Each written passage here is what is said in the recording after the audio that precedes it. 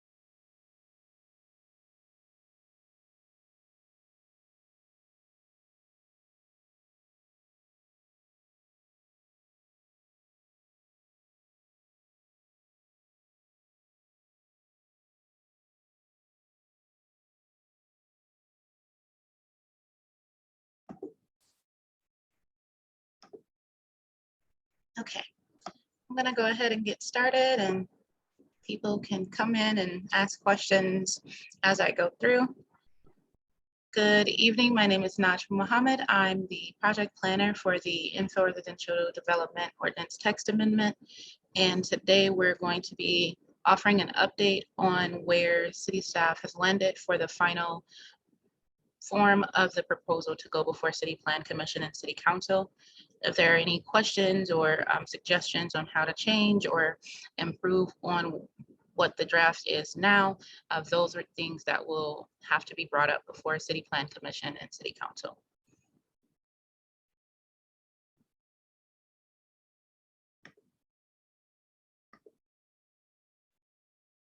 So just to reiterate, the purpose of this text amendment is to amend some portions of Chapter 88, which is the Zoning and Development Code for Kansas City, Missouri. We are looking to amend sections related to minor subdivisions and lot and building standards. So we have since determined that this is going to be contribute to lot and building standards, but it's going to be a section of its own. It will add to the other development standard types that we have, like conventional and open space and those sorts of development regulations. This is to improve the housing stock in ways and reinvest in what is already existing in the city. So reinvesting in the existing infrastructure, reinvesting in those homes that are on what we'll define as infill development lots, and creating residences that are contextually appropriate to the neighborhoods that they are being built in.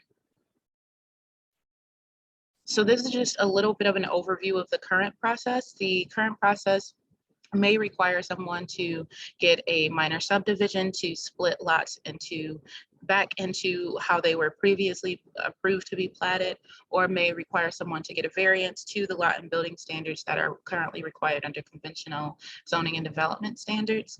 And that would require you to go through the Board of Zoning Adjustments entitlement process if you are wanting to get a variance, and that can either be denied, which means you wouldn't be able to build the project that you're proposing, or approved, but it'd be very specific to what was requested, and anything more than that would require you to go back through this process again. This process or these processes can be a little costly, as they require you to pay application fees, and not only application fees, but a lot of times require surveying and site plans that are a little bit more expensive than what a common homeowner or someone just wanting to get started on a small project on their home, or building their first home, may be able to afford at the time.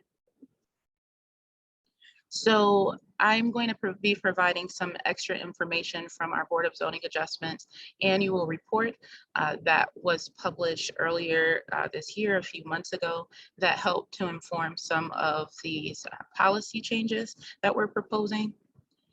So this is an example of the application types that go before the Board of Zoning Adjustment.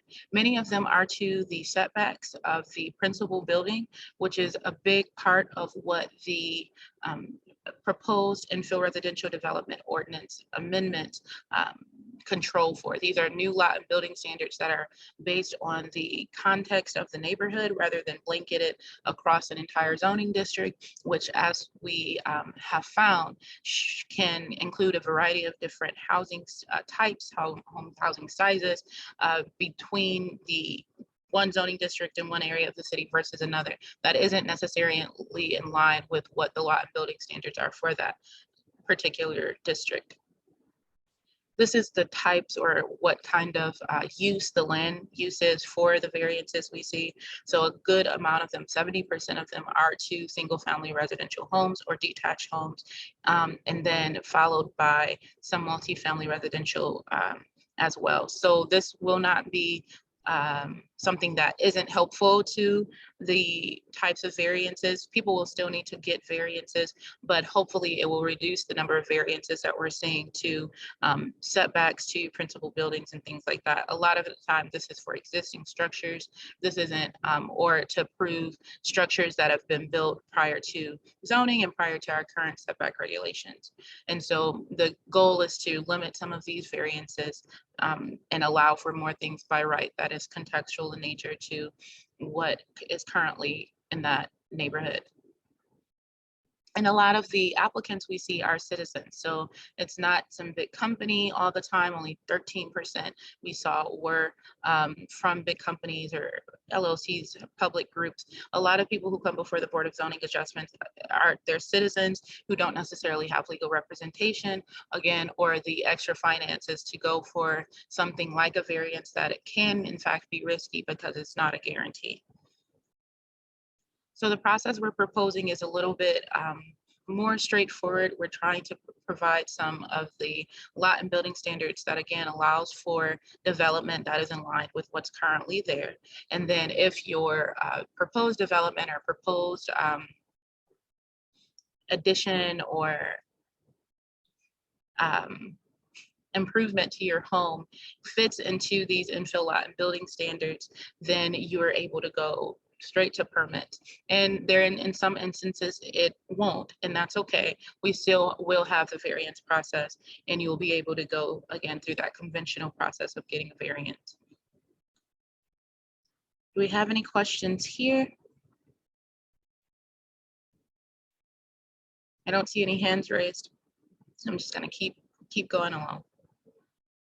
So residential infill, we have proposed two foundational definitions for infill. The first is infill residential development, which is going to be defined as any residential development, whether it is existing, new construction, or modification to an existing residential structure on an infill residential lot.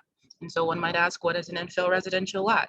An infill residential lot is any lot residentially zoned and meeting one or more of the following criteria. So either you are described by deed or plat and recorded to prior to January 1st, 1954, or annexed into the corporate limits of Kansas City prior to January 1st, 1954.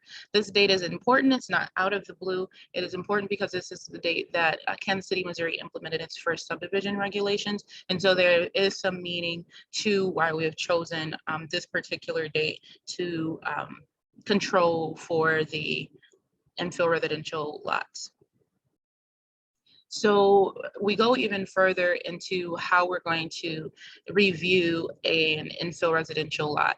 And a lot of that will be based on what we've defined as the infill residential context area. So this is any lot lying in whole or in part within 200 feet of the subject property and located on the same block face or opposing block face of the subject property. So that's important because a lot of the standards that we have in the ordinance is based on this infill residential context area, and it is going to determine how setbacks are measured or our building width is measured, lot width is determined. It is going to be within this context area. So it's important for city staff as well as the public to know, how are we determining context? Again, it's not out of the sky. We are using tools that we have at our disposal, which is the existing housing that currently is in the neighborhood. We are introducing some new concepts that aren't necessarily in our conventional code right now, like impervious cover and impervious surface. We will be limiting the amount, the total amount of lots impervious surface in order to make control for some building and to keep with the context of the neighborhood.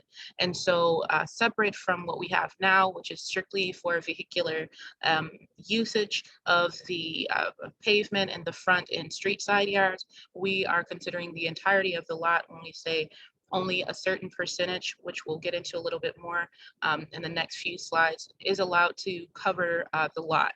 And so your lot cannot be completely paved or completely impervious, so to speak. There's a portion of a definition hidden some, or not hidden, but placed somewhere else in the code, which is 88.810.980, which is non-conforming lots. We wanted to make sure we created a distinction between non-conforming lots and infill lots. Non-conforming lots will exist still after this ordinance passes. Non-conforming lots may also be residential. However, if this residential lot is now considered infill, then it is no longer considered non-conforming lot. It is a legally conforming lot based on the definition of infill lot in our zoning and development code as proposed. And so we wanted to make sure that was clear, because if it isn't, there's another portion of the code in relation to non-conforming lots that would require that non-conforming lots under single ownership be combined by, or to be deemed a single lot, when those would potentially be one or more lots under the infill development ordinance. The non-conforming lot section of the code may still consider them to just be one lot. So we wanted to make that clear distinction that infill lots are no longer considered non-conforming and thus do not have to be restricted by this portion of the code. That was a lot of information. Do we have any questions there? Okay. So as I was saying before, the lot and building standards are what impacts the way residences are able to be built, particularly detached homes on a one-to-one basis. We see a lot of it, again, when we have larger subdivisions being built, but this is really meant to target the developer who's wanting to build maybe one home or two homes or three homes on a block or two or three homes across the city that would like to build similar to that of the homes that are around it without having to get variances to do so, because sensically, it would be nice to build the way the other homes on the block have already created the context. And so there are approximately 23,000 non-conforming residential lots within Kansas City, Missouri as a whole, but within what we would consider the infill residential context zone, which is that by definition, those lots that lie within Kansas City limits that were annexed and or described by deed or plat prior to 1954. Those, it's about 16,000 of those, and that will be shown later in the presentation. And you can kind of see it to the right of my screen here. The red highlighted areas of this map really show the concentration of where those lots are. And so that infill residential context zone, so to speak, is mostly in the center part of Kansas City, Missouri here.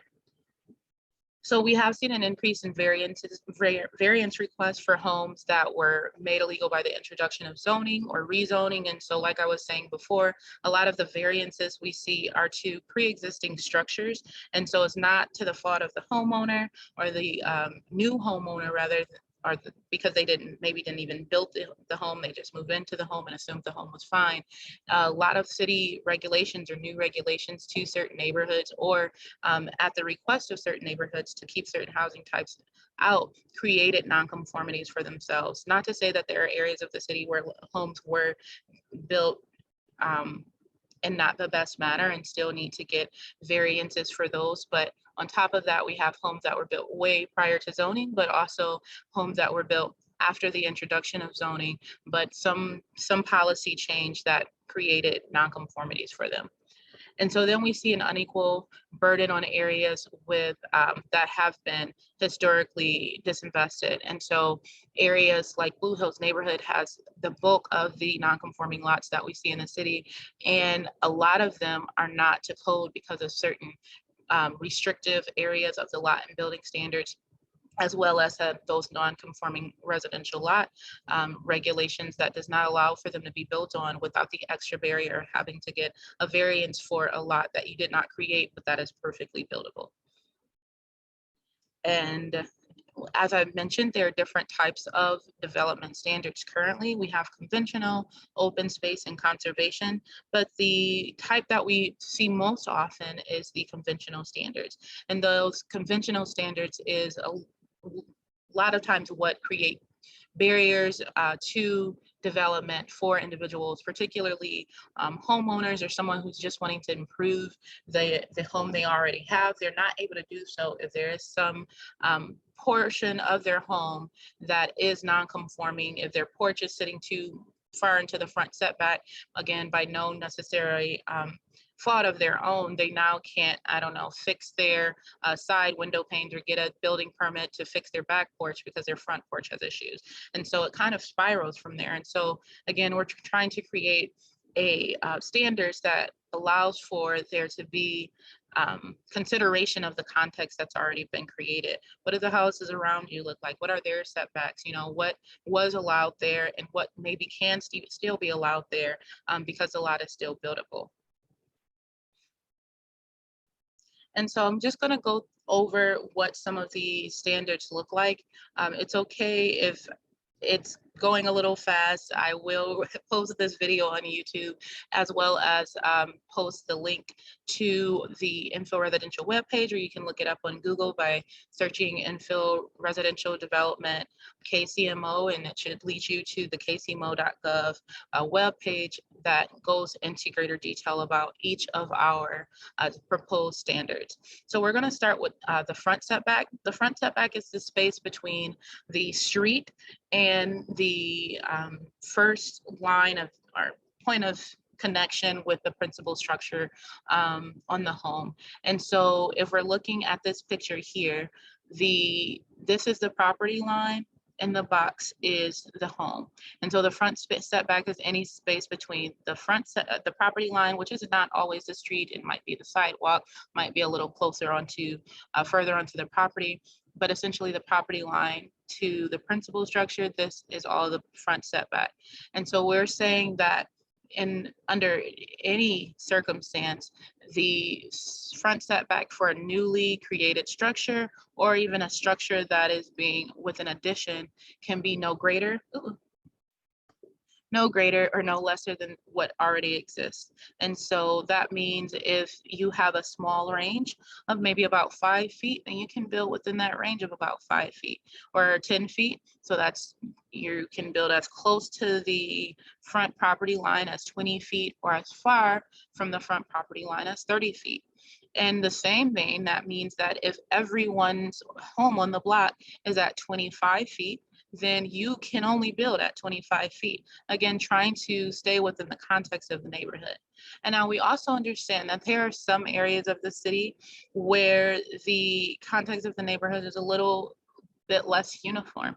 And so we have areas where some homes are set back 50. That's a grave over exaggeration, but it happens, where some areas have a front setback of 50 feet and others have 20. And so now you have a larger range to build within. However, there are other setbacks to consider when building a new property. And so maybe going that far back still won't work, but it will allow you to stay within the context of what's currently happening at the front of everyone else's home on your block. We'll get more into what that means and what that looks like in the next few slides.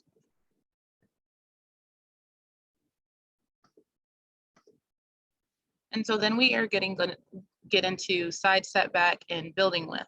And so our side setbacks will be determined by the lot itself.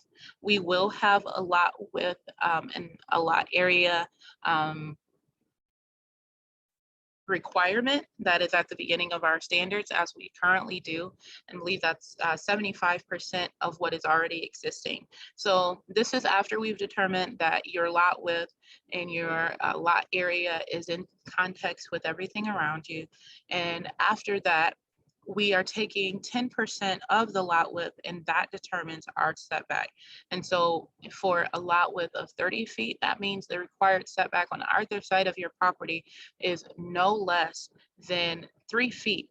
And if you want to be less than 3 feet and the requirement is 3 feet, you still need to get a variance. If you want to be more than 3 feet, that's okay, but the building width can't be smaller than those around you unless the lot does not allow for you to build any bigger or any smaller, depending on the context. But generally speaking, you can have larger setbacks than what is required. And then for building width, another new concept that we're introducing to try to keep with the idea of contextual development, is requiring that new homes being built is not wider or smaller. So sorry, I am not sure what's happening there. But anyway, it wants to jump into the presentation. So the new structure can be no wider or smaller than those at either side. So say there wasn't a home here, the next closest structure would be this home, and likely would still be in their context area. You would base it between these two homes. What can I build on my lot? And that is the gist of that standard. The next standard is for the street side setback, which sometimes will apply and other times not. And I'll provide clarity in a little bit here about what that means. But generally speaking, the street side setback shall be 10 feet or 20% of the lot width, whichever is less. Similar to what we have now, which is 15 feet. So it's not going too far away from what's currently allowed by code under conventional standards, to stick with some level of conformity. Lastly, we have rear setback. The rear setback is not changing. We are doing the same rear setback as we have in our conventional standards, which is 25% of lot depth or a maximum requirement of 30 feet. So again, while you may be able to set your home back further because of the front setback set by the other homes on the block, you may not want to, or you may not be able to, based on the necessity of having a minimum of 25% of the lot depth as your rear setback. And again, if you want to go beyond that, you can, or if you want to have less of a rear setback, you would need a variance. And so this is where it gets another new concept is being introduced, but this is to try to help us maintain some level of continuity with our corner lots while allowing for new development. And so similar to what we've discussed on the front setbacks, we are saying the same for the corner lots. No structure on a corner lot can be closer to or further from the property line than that established by the homes that are already on the block face. So we're looking at not only this block face, but this block face as well. So that street side yard setback in this instance is going to be aligned with the front setbacks on this particular lot.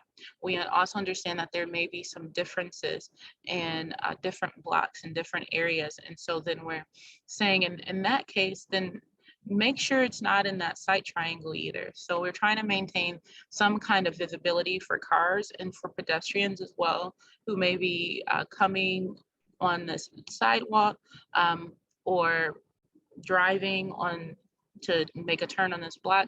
We still need to have some form of visibility, which is the point of having some of those setbacks on corner lots.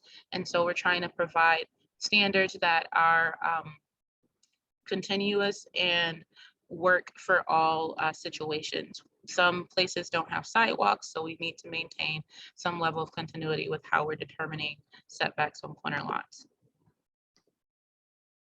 The next thing is height. I must say this was probably one of the more difficult points of discussion when we were going over the different standards with our work group, who I will shout out. Shout out to our work group. I'll give names later. Thank you all so much for your help throughout this process. We're trying to make determinations on how to measure height. A lot of the new development we're seeing in Kansas City have roof pitches that don't exist, or essentially we're seeing flatter roofs, and that is different from the existing housing stock in a lot of ways. It's new, it's modern, it's this new development, and so we don't want to stifle people from being able to build the kinds of homes that they want to build, but we also don't want to completely disrupt the established character of the neighborhood that neighbors maybe moved into a certain community for. And so providing some balance in how tall these structures are, as they appear to be taller because they don't have a pitch, how tall they can be in relation to the homes that are already there. And so generally speaking, residential buildings with a roof pitch exceeding 512, so this is 0 to 12 and 4 to 12, and that gets a little more into architectural terms. But essentially, the flatter the roof is, the less tall you can be. So you cannot exceed the height in stories of the greater of the two nearest residential structure. So your building cannot be taller than the tallest building next to you on either side on the same block face. So we're looking at this building here and this building here. And then when you have roof pitches that do not exceed 512, you're going to be allowed to go a little bit taller than those that are adjacent to you. So while you can't go beyond what is there, you can go at least 6 feet more than what would be allowed had you had a smaller roof pitch. But again, I hope these pictures are clear. For flatter roofs, you are limited to the height and stories of that around you. And for pitched roofs, your base is the height of those around you plus 6 feet. So it's kind of giving some level of incentives to try to keep the character, but it's not discouraging you from going beyond that and creating something new either. Okay. So a part of this contextual formatting or standards also includes vehicular use standards. And so we're wanting to encourage new developers, particularly those who have the funds to do so, to improve what's already there. If there are alleys present, use the alley that is present and encourage improvement of that alley and access to that alley in the development that you're creating. So if you have access to the alley, then you'll access your vehicular use areas from that alley. And so the other part of that is garages. Sometimes in the newer developments that's coming into neighborhoods, people are inputting garages in ways that take over the facade of the home, when that is not the way other homes on the block have traditionally been accessing their garages. A lot of their garages do not take up more than 40%, or it's below grade, or it's in the rear of the home, whatever the case may be. We're wanting to keep that same level of context throughout. So if at least 50% of the homes in the context area do not have the type of garage placement and or facade that you are wanting, then you can't have it. But if it is, if it's already established, then you can continue to build in that manner. And then anything that isn't mentioned in our strict infill vehicular use standards explicitly stated, we will refer back to 88-420 standards in the zoning and development code. And so we already have some parking and loading standards for residential areas, but this is going a little bit more, again, to try to create some level of continuity with the context of the existing buildings in a particular neighborhood. So other standards that we discussed formally was lot area and lot width. This will be a range of 75% to 150% of the average. So prior to going through all of the setback standards, we're making a determination of are the dimensions of the lot conforming to our infill standards. And generally speaking, we think that they will be. And in the event that they are not, and you as a developer, homeowner, or property owner believes that there's a genuine hardship here, this lot is buildable with the exception of not meeting these standards, then you have the opportunity to go before the Board of Zoning Adjustments to request variances to whatever standards are not conforming. And then those lot coverage standards, as I mentioned before, we are introducing lot coverage standards to go along with infill standards, essentially saying that the lot cannot be covered more or cannot exceed 50% of the lot area. So if you have a 1,000 square foot lot, which is highly unlikely, but if say you have a 1,000 square foot lot, you can't go beyond 500 square foot of coverage for that particular lot. And the same goes for impervious surface. You cannot go exceed 75%. So 750 square feet of that lot is what you're allowed to have cover, impervious cover on that hypothetical imaginary 1,000 square foot lot. And again, the impervious surface, that's going to be defined as any area covered by roof, concrete, or asphalt surface. So we understand these numbers are a bit, I've heard them described as wobbly or wiggly.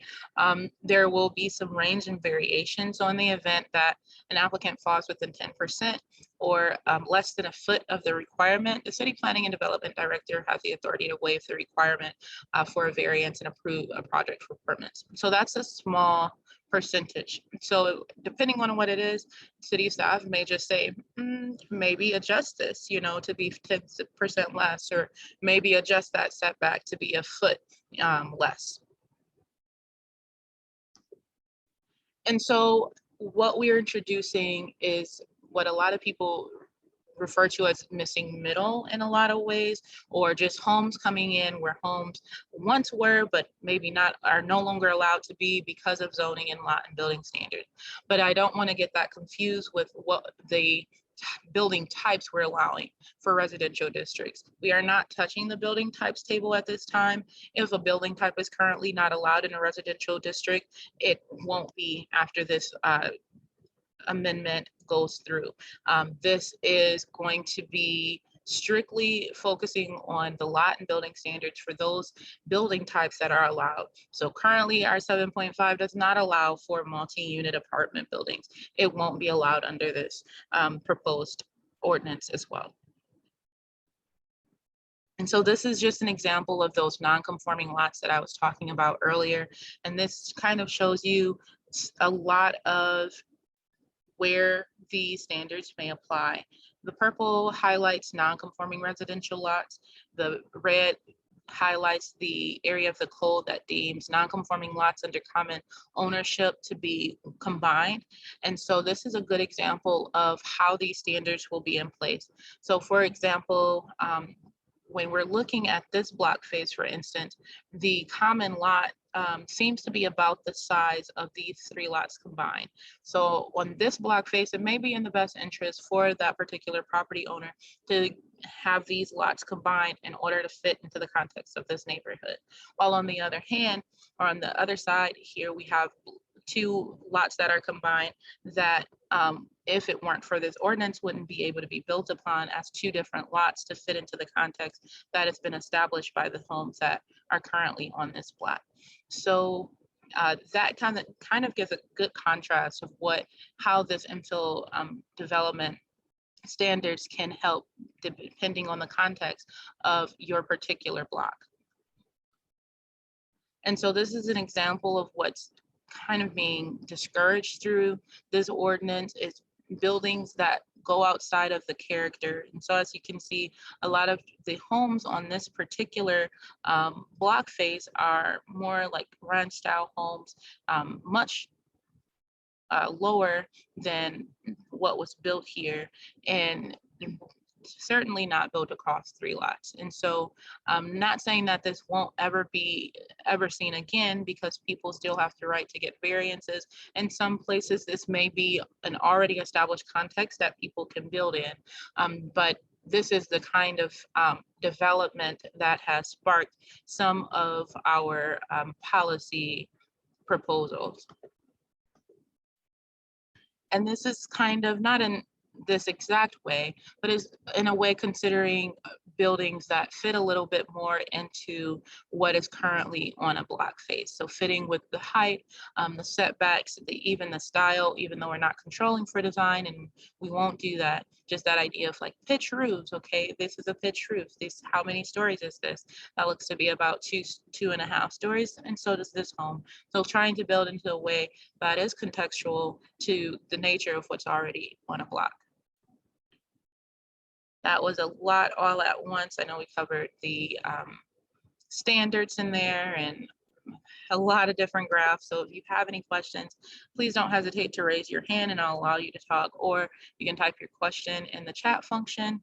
And if not, I will keep going. We have a little bit more to cover and then that'll be it. So the next portion of the infill residential development ordinance is the minor subdivision ordinance. And so these minor subdivision standards are already in the zoning and development code. We are simply proposing some amendments to provide clarity to what's already there for not just developers and surveyors, but city staff as well, so that there is some consistency in language in this portion of the code. And so part of it is just organizing some of the naming conventions.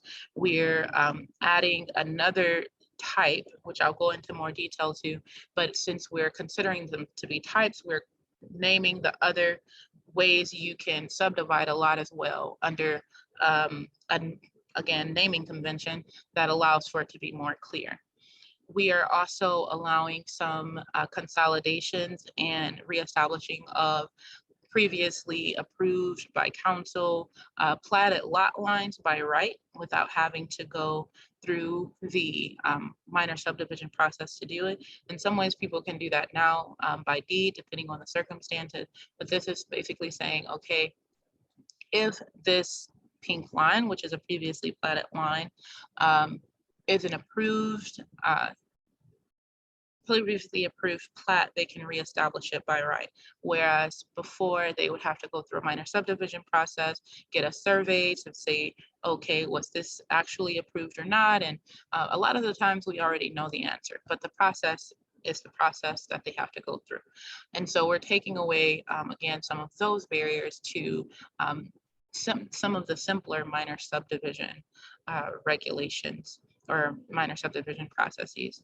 However, if they wanted to move the line slightly or anything like that, they would still have to go, that would be considered a lot line adjustment, they would still have to go through our minor subdivision process. This is strictly for the reestablishing of lot lines exactly as they previously were.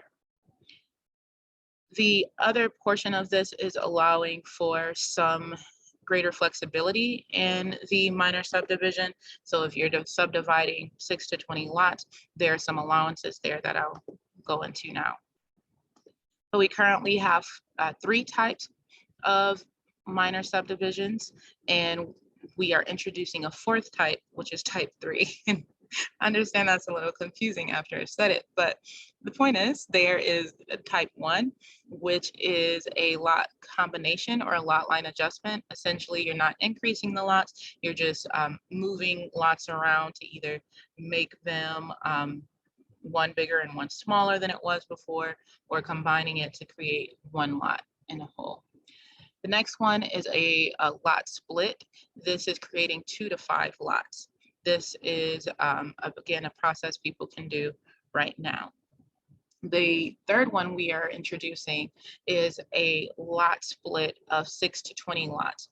So if someone wants to create 6 to 20 lots, they can now go through a minor subdivision process in lieu of a major subdivision process, which would take them before City Plan Commission and City Council. But that's not just the city staff saying, oh, you can do that now. No big deal, that's fine. There are going to be some requirements that they have to meet, and if they are unable to meet them, it often happens, then they will still have to go before City Plan Commission and City Council. The last one is a type 4, which is less relevant in this particular conversation, but it's a condominium plat. You see it a lot in areas downtown where people own like essentially their home or their condo within a greater apartment building. Not really related here, but again, that's a type of minor subdivision that's currently allowed. That's not changing under this ordinance. It is just simply now being referred to as a type 4. So the type 3 minor subdivision proposal will allow for the creation of up to 20 new lots through the minor subdivision process. The way that this happens is we can do this now. However, you're going to have to provide us with some infrastructure improvements where warranted. So this may look like the replacement or construction of new curbs, drive approaches, or the driveway between the sidewalk and the street, sidewalks, and some limited storm and sewer and stormwater management facilities. Now, if you say, I do not want to do that, that does not sound appealing to me, then you're going to have to go through the City Plan Commission and City Council to request waivers or deviations to this. A lot of times neighborhoods do not like that, and those would be that would be the time that they're able to come before in a public hearing setting or in a public engagement setting to request that this be reviewed more closely. And this is an example of what was being discussed before, the proposed standards that would allow for the reestablishment of previously platted lot lines, which in this particular circumstance would allow for these new lots to benefit from the Infill residential development standards.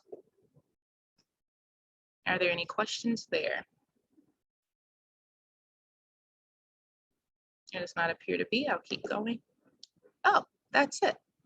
Well, how strange. I thought I had another slide, but that's fine. I'm gonna stop sharing my screen. So that's all I have. Oh, we do have a question. Yay. Okay, give me one moment. I want to give a thank you to our team, our work team that has helped us get to this point in the process. They have been extremely helpful in making sure that we went through the standards with the fine-tooth comb, and there are still parts, you know, that need work and things like that, but it wouldn't have gotten to this stage without their support. And so I wanted to make sure I highlighted them and their work, and I have a slide for them. I just have to pull it up. It is my screen is very tiny right now.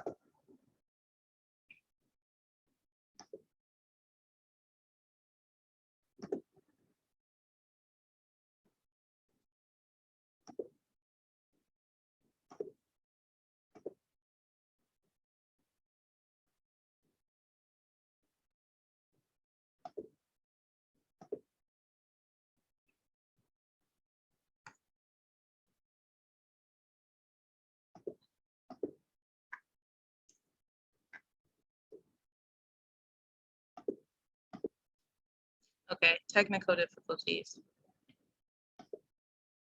Let's try this one more time. There we go. We're going to keep it like this for now. But the point is, we are giving a special thanks to all of the individuals who assisted us in creating revisions to the standards to this point. It has been a long road, but we have made it here, and I am very grateful to all of them: Angela Splitgerber, Chris Koch, Lauren Brown, Margaret Smith, Pedro de Mora, Randy Mixdorf, members of KC Nat, Carol Reynolds, Peggy Calhoun, Stacy Johnson Cosby, and Tiffany Moore. I am really appreciative to all of you for working with us and being patient and giving your constructive feedback on these standards. I'm going to go ahead and allow Ms. Walters to talk. There you go. Yeah, so my question is, can you hear me? I can hear you. Okay, my question is, the only way that a neighborhood can have input is if the developer on the 6 to 20 lots is what I'm referring to, is if the developer does not want to do the infrastructure necessary and has to request a variance. Is that true? Essentially, it depends on, but in terms of what would be required by code, yes, they could do this process through an administrative approval application. However, there has been some recent developments put in place that will allow citizens to be alerted of new development happening within their area if they sign up for certain alerts. And I'll let Joseph Rexwinkle talk about this a little bit more. That will allow citizens to know about all types of applications that are filed through our office. So let me bring Joseph online, and he can speak to it a little bit more. Okay, thank you. You're welcome. Good evening, everyone. I apologize if you can hear some background noise. I'm watching kids tonight and they're watching a movie. But yeah, Najma's right. There's two things here. To answer your question directly, the change that you're referencing, Ms. Walters, regarding public input, that is right now, anyone who wants to create 6 or more lots has to go through a major subdivision. It actually is not required under the current ordinance that the major subdivision has to go through a public hearing. In fact, it can be approved by staff if they build the required public improvements. If they want relief from those, in other words, if they want something waived or omitted from the required public improvements, which are streets and sidewalks and utilities, then they do have to go through a public process. That is and will remain, that is currently the policy in the city's ordinances and will remain so even with this amendment.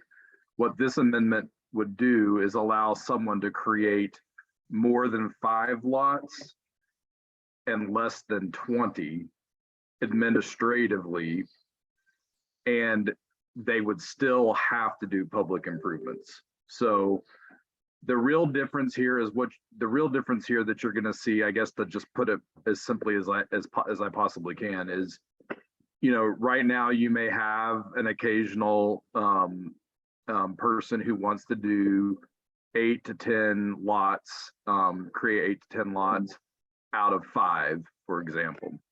And if they're willing to do the required public improvements, then there is no public process under the current ordinance. What this says is that you would essentially still be allowed, you'd be allowed to do it through a minor subdivision versus a major. And minor and major, minor never has a public process. Major sometimes does, only if they are seeking waivers from those public improvements. So it's you can't say yes or no that it does, or it depends on the developer and what they're trying to do. If they're trying to seek waivers from public improvements, then there is a public process. If they're not, then there isn't. So it really has nothing to do with the number. It has more to do with the number of lots. It has more to status of the improvements. Okay. And my second question is, are these single family homes only, not duplexes, not apartments? It would be any residential building type that's allowed by the zoning. Okay, So if you live in a zoning district that allows only single family homes, then this would apply only to single family homes. If you're in a district that allows duplexes, then this would apply also to duplexes. okay, thank you. Mhm. You're welcome. And also what Najma was referencing is a product we're getting ready to roll out. It'll be on our website soon, called Citizen Connect, which is a place where you can sign up for email alerts. For example, if you are curious about your neighbor's property, or if you're a neighborhood or homes association and you're just curious about anything going on in your neighborhood, you can self-select your own boundaries or specific properties and say, I want to be notified when someone applies for a building permit, or when someone applies for a rezoning. It's not specific to this amendment. It's for all of our plan types that we have citywide, not just infill development or what we're working on here. But it will create a lot of opportunity for people to become aware of things that are not necessarily public hearing items, that are just still affecting their neighborhood that they might want to be aware of. So definitely, check that out. We'll probably have an announcement coming out within a week or so that is live and available to the public to use. Okay, I have another non-related question to this. Who would I report to a suspected non-registered Airbnb? Me. Oh, okay, thank you. You can do it offline, but yeah, we are the group that we both approve them and we enforce them, or we try to. Yeah, I know it's a big job. Yeah, but we're the ones that handle that. So you can shoot me an email and we can get. I will do that. Thank you. Rolling on that.